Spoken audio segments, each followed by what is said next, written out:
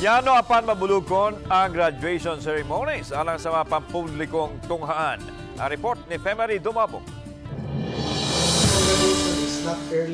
May pagawa sa kamanduan sa Dr. Arden Munisit Schools Division Superintendent sa Talisay City.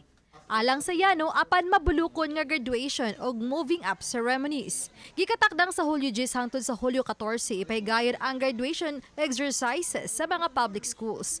Iyang gipahinumduman nga dili pugson ang pagpaamot sa mga tinun-an og ginikanan sa gastuhan sa graduation. Sugit ni Munisit nga kon mahimo, ang uniform lang sa mga tinun-an maoy isulob. Apan baosab niya higpitang nga idili ang pagsulob og toga. Mag-agad rahin noon kini sa masabutan sa mga ginikanan.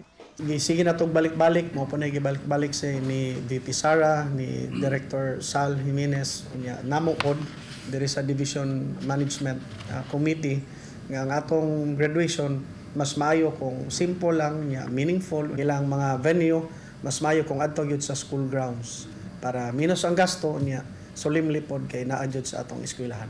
Adunay gigahin ng division office nga ibahin-bahin sa mga tunghaan aron magasto sa graduation. Alang sa dunay reklamo kabahin sa graduation, mas maayong mudangop sa ilang legal office aron masusi. Tuga sila.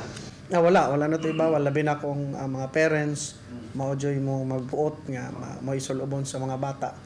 So, pwede sila ang mga parents. Uban ni Godfrey Rilien, Femery Dumabok. Balitang Bisdak.